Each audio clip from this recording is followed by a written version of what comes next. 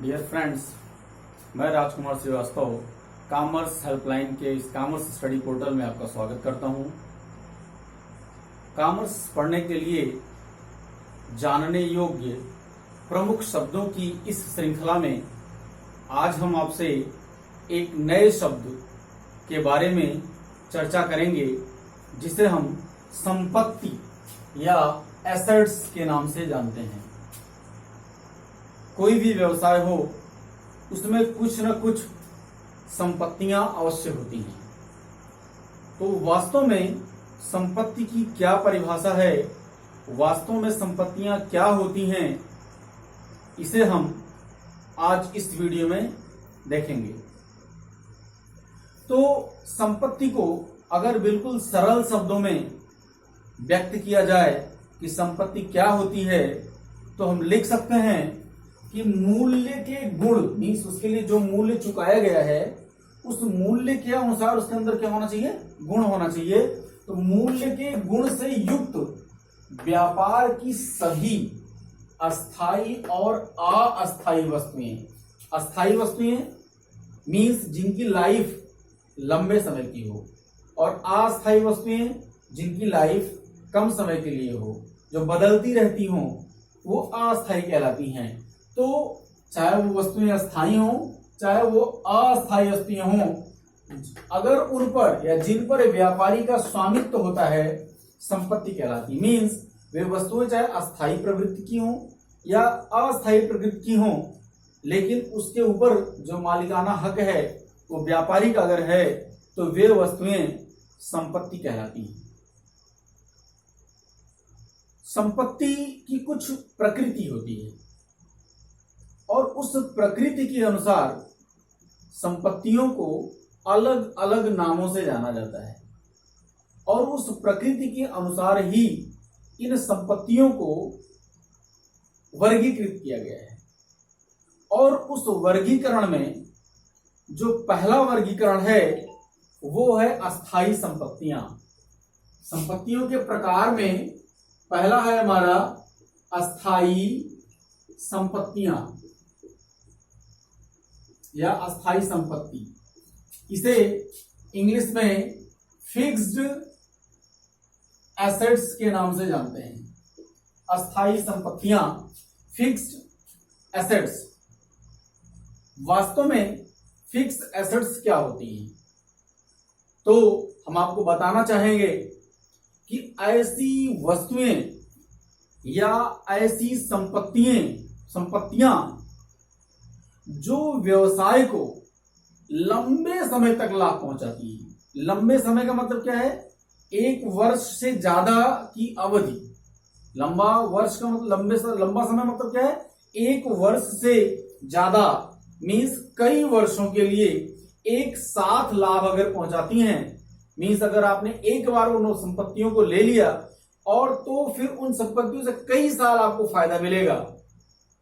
तो ऐसी प्रकृति की जो संपत्तियां होती हैं वे कहलाती हैं अस्थाई संपत्तियां।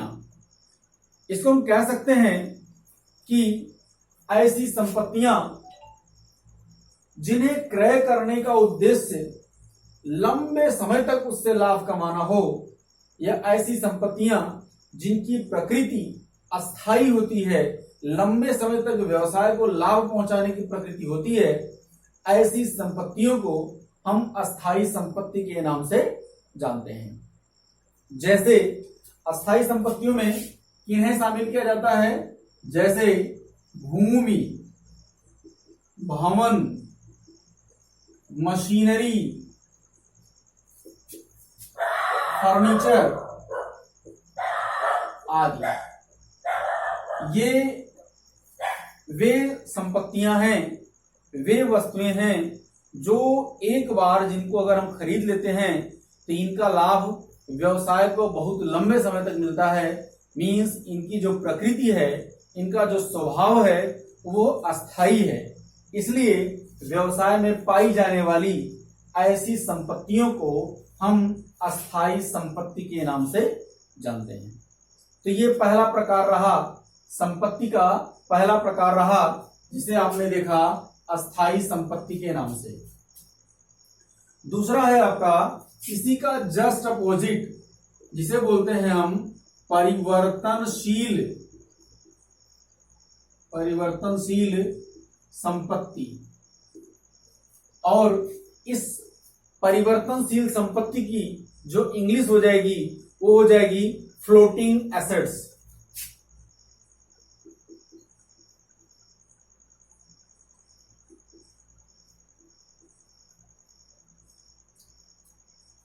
परिवर्तनशील संपत्तियां, बिल्कुल नाम से ही स्पष्ट है कि ऐसी संपत्तियां जो लगातार परिवर्तित होती रहती हों। मीन्स उनकी मात्रा कम भी हो सकती है और उनकी मात्रा बढ़ भी सकती है, और वह एक वर्ष के दौरान ये कई बार इनकी मात्रा में कमी भी होती है और कई बार इनकी मात्रा में बढ़ोतरी भी होती है। मीन्स इनका जो स्वभाव है वो क्या है, चेंजेबल है, परिवर्तनशील है। कभी इनकी मात्रा व्यवसाय के अंदर कम हो जाती है और कभी इनकी मात्रा व्यवसाय के अंदर ज्यादा हो जाती है। कम ज्यादा की स्थिति लगातार परिवर्तन में बनी रहती है, इसलिए इसकी जो प्रकृति है परिवर्तन होने की, इसी के कारण इसे हम परिवर्तनशील संपत्ति के नाम से जानते हैं। और इसमें अगर एग्जाम्पल की बात करें तो एग्जाम्पल में जैसे कैश, इसको रोकड़ बोलते हैं, कैश रोकड़, या बैंक में जो आपने पैसा जमा किया है वो बैंक, ये लगातार क्या होता है, बदलता रहता है। विनियोग, कभी आप विनियोग कर देते हो, मीन्स पैसा जमा कर देते हो ज्यादा लाभ पाने के लिए, और कभी आप पैसा क्या करते हो, उस विनियोग से निकाल लेते हो। इसके अलावा भी इसमें है, जैसे हमारा है प्राप्य बिल। ये बात अभी आपको थोड़ा समझ में नहीं आ रही होगी। मीन्स अगर हम किसी को उधार माल बेचते हैं तो उसे गारंटी के रूप में एक पर्ची लिखते हैं और उस पर वो स्वीकृति दे देता है कि हम इतने दिनों बाद इसका भुगतान कर देंगे, तो उसे सामान्य सी भाषा में प्राप्य बिल बोला जाता है। तो ये प्राप्य बिल क्या होता है, ये भी बदलता रहता है कि आपने उधार माल बेचा तो प्राप्य बिल की मात्रा बढ़ गई, और उसने क्या किया कि प्राप्य बिल का भुगतान कर दिया तो प्राप्य बिल की मात्रा क्या हो गई, घट गई।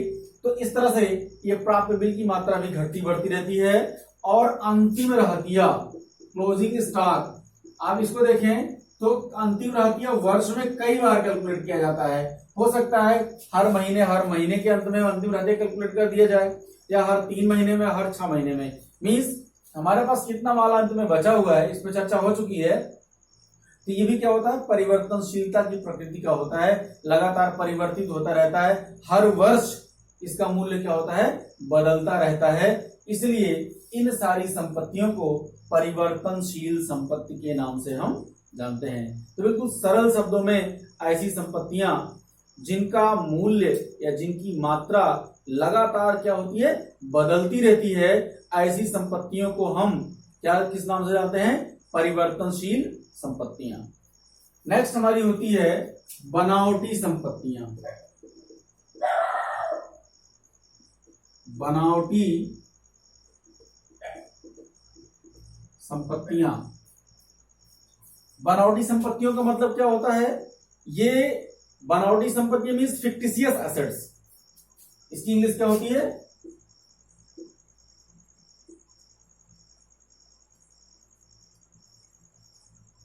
Fictitious assets. मीन्स वे संपत्तियां जो वास्तव में होती नहीं है लेकिन उन्हें संपत्ति का दर्जा दिया जाता है। मीन्स उसको जो हम ट्रीट करते हैं अकाउंटिंग में, लेखांकन के समय उसके साथ हम जो व्यवहार करते हैं वो व्यवहार किसके अनुसार करते हैं, जैसे कोई संपत्ति हो, और लेकिन वास्तव में वो संपत्ति नहीं होती है, बल्कि उसके अंदर संपत्ति का क्या होता है, गुण होता है। संपत्तियों का गुण होने के कारण हम उसे संपत्ति मान लेते हैं।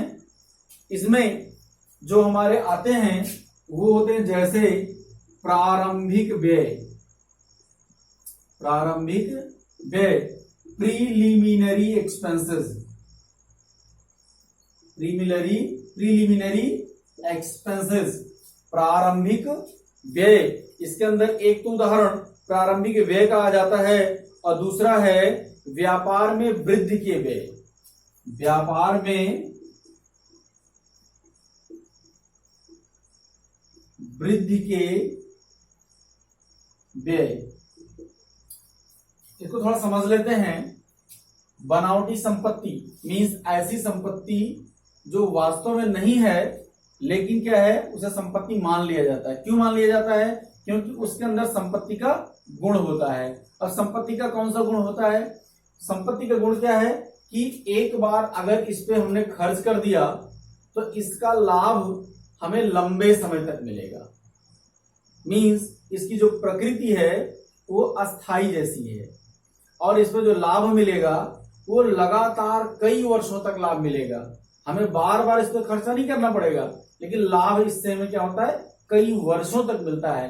कभी कभी तो व्यवसाय के पूरे जीवन काल में मिलता है। जैसे आपका प्रारंभिक व्यय, प्रिलिमिनरी एक्सपेंसेस, ये क्या है? जब भी हम व्यवसाय को शुरू करते हैं तो व्यवसाय के शुरू करने के दौरान हमें कुछ वैधानिक कार्रवाइयां करनी पड़ती हैं। जैसे हमें व्यवसाय के लिए लाइसेंस लेना पड़ता है, हमें व्यवसाय का शुरुआती एक प्रचार प्रसार करना पड़ता है, कुछ कागज पत्र या कुछ प्रपत्र बनाने पड़ते हैं, गवर्नमेंट के पास कुछ सिक्योरिटी जमा करनी पड़ती है। तो ये जो चीजें हैं वास्तव में संपत्ति तो नहीं है। भाई हमने शुरू में जो खर्च कर दिया, खर्च कभी संपत्ति थोड़ी ना होता है। हमने खर्च तो कर दिया, एक हिसाब से व्यय है। खर्च करना क्या है? व्यय है। लेकिन इस व्यय में जो इसकी क्वालिटी बन रही है वो ये बन रही है कि आपने शुरुआत में जो लाइसेंस बनवा लिया व्यवसाय का, अब ये लाइसेंस व्यवसाय के पूरे जीवन काल में चलेगा। मीन्स व्यवसाय के पूरे जीवन काल में ये वैध बनाए रखेगा, वैधानिक रूप उसको देगा। मीन्स इस और कोई कानूनी व्यवस्था इसे क्या परेशान नहीं कर सकती वैधानिक होने के कारण। तो इसका लाभ हमें कैसे मिल रहा है? लंबे समय तक मिल रहा है, व्यवसाय के पूरे जीवन काल में मिल रहा है। तो इसके अंदर किसका गुण पाया जा रहा है? एक संपत्ति का गुण पाया जा रहा है। इसलिए ये है तो व्यय, लेकिन व्यय होने के बावजूद इसे यह मान लिया जाता है कि ये किस रूप में काम कर रहा है? संपत्ति के रूप में काम कर रहा है। अगर ऐसी कोई संपत्ति है तो उसको हम मानते हैं बनावटी संपत्ति के रूप में। नेक्स्ट हमारा व्यापार में वृद्धि के व्यय। व्यवसाय आपका लगातार स्मूथली चल रहा है और एकाएक व्यवसाय में कुछ ऐसा व्यय कर दिया जाए जिससे व्यापार क्या हो? एक्सपेंड कर जाए, व्यापार में वृद्धि हो जाए। जैसे चलते हुए व्यापार में आपने क्या किया कि कुछ खर्च ऐसा कर दिया कि व्यापार आपका और विस्तृत हो गया। मीन्स आपके पास 2 मशीनें थी काम करने की और आपने खर्च कर दिया और आपने मशीनों की संख्या बढ़ा के कितनी कर दी? 4 कर दी। तो मशीनें 4 हो गई तो आपका व्यवसाय क्या हुआ? और विस्तृत कर गया। तो ये हमारा जो खर्च होगा लंबे समय तक फायदा पहुंचा रहा है। इसलिए व्यापार में वृद्धि के जो व्यय होते हैं वो भी हमारे, मैंने मशीन का उदाहरण ले लिया, मशीन तो अस्थायी संपत्ति के अंतर्गत आ जाती है। जैसे कोई प्रचार प्रसार करा दिया जाना या और इस तरह का कोई व्यय कर देना जिससे व्यवसाय में लगे मतलब लंबे समय तक फायदा मिलने की स्थिति बन जाए। तो ऐसी वस्तुओं में चूंकि संपत्ति का गुण पाया जाता है इसलिए इन्हें बनावटी संपत्ति के रूप में मान लिया जाता है। नेक्स्ट जो आपकी है वो लास्ट है, उसे बोलते हैं क्षयशील संपत्ति। मीन्स ऐसी संपत्ति जो कि जिनका क्षय हो जाता है, मीन्स जो समाप्त हो जाती हैं। इसको जानते हैं इंग्लिश में हम वेस्टिंग एसेट्स के नाम से। वेस्टिंग एसेट्स, वेस्ट हो जाना मतलब क्या हो जाना? वेस्ट होने का मतलब क्या होता है? खराब हो जाना। तो वेस्टिंग एसेट्स का मतलब होता है ऐसी संपत्तियां जो समय के साथ साथ क्या हो जाए? खराब हो जाए, उनकी कीमत, उनकी वैल्यू, उनका मूल्य क्या हो जाए? खत्म हो जाए, या प्रयोग करने के कारण या यूज करने के कारण वो लगातार क्या होती है? उसके मूल्य में क्या होती है? कमी आ जाती है और धीरे धीरे करके क्षय हो जाता है। उनका क्षय होने का मतलब वो समाप्त ही हो जाती है। जैसे खान का आपने नाम सुना होगा, माइन, कोल माइन, कोयले की खान। तो जब कोयला निकाल लिया जाएगा तो धीरे धीरे वो खान क्या हो जाएगी, खत्म हो जाएगी, समाप्त हो जाएगी। तो एक तो हमारा हो गया ये खान, ये हमारा क्या कहलाएगा, क्षयशील संपत्ति। और पट्टा, एकाधिकार,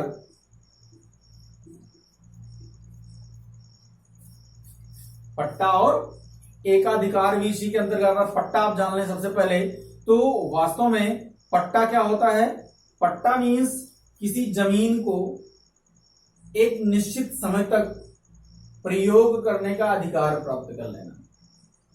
जमीन पट्टे पर सरकार देती है, लोग पट्टा प्राप्त करते हैं, तो उनका वो उस पर स्वामित्व नहीं हो जाता, बल्कि सरकार उन्हें जीवन यापन करने के लिए एक निश्चित समय के लिए उसका मालिक बना देती है कि आप इस जमीन पे कृषि कार्य करिए या और भी उत्पादन संबंधी कार्य करिए और उससे लाभ कमाइए। ऐसे ही एकाधिकार मीन्स किसी बाजार पर एकमात्र आपका अधिकार हो जाना एक निश्चित समय के लिए, और जैसे जैसे समय बीत जाएगा आपका वो इसमें जो पेटेंट है, जो एकाधिकार है, वो क्या हो जाएगा, समाप्त हो जाएगा। तो ऐसी भी संपत्तियां होती हैं, जैसे कोयले की खान, पेट्रोल की खान, तेल की खान। तो इनमें जैसे जैसे हम वस्तुएं निकालते जाएंगे, इनकी मात्रा में क्या हो जाएगी, कमी आती चली जाएगी, और एक समय ऐसा आएगा कि ये क्या होंगी, वस्तुएं समाप्त हो जाएंगी। तो ऐसी संपत्तियां जो संपत्तियां एक निश्चित समय के बाद प्रयोग करने के कारण भी हो सकता है और समय बीतने के कारण भी हो सकता है, उनका मूल्य क्या हो जाए, समाप्त हो जाए, उसका मूल्य क्षय हो जाए, खत्म हो जाए, तो ऐसी संपत्तियों को क्षयशील संपत्ति के नाम से जानते हैं। तो इस वीडियो में आपने देखा कि संपत्ति क्या होती है और संपत्ति के 4 प्रकार, जिसमें पहला है अस्थायी संपत्ति, जिनकी लाइफ 1 साल से अधिक कई वर्षों के लिए होती है। दूसरा है परिवर्तनशील संपत्ति, जिनके मूल्य में क्या होते हैं, परिवर्तन होते रहते हैं, उसका मूल्य फिक्स नहीं रहता। तीसरा है बनावटी संपत्ति, जो कि वास्तव में संपत्ति तो नहीं होती है, लेकिन इसकी जो क्रियाकलाप हैं वो संपत्ति जैसे होते हैं, तो बनावटी संपत्ति के अंतर्गत आते हैं। और लास्ट है आपका क्षयशील संपत्ति, मीन ऐसी संपत्तियां जो प्रयोग करने के कारण एक निश्चित समय बाद समाप्त हो जाती हैं, जिनका मूल्य, जिनका अस्तित्व समाप्त हो जाता है। ऐसी संपत्तियों को क्षयशील संपत्ति के नाम से जानते हैं। उम्मीद करते हैं संपत्ति का पोर्शन आपको समझ में आ गया होगा। यदि इसमें कुछ प्रॉब्लम हो, आपको बातें समझ में ना आ रही हो, तो वीडियो के कमेंट बॉक्स में लिखकर आप पूछ सकते हैं। धन्यवाद।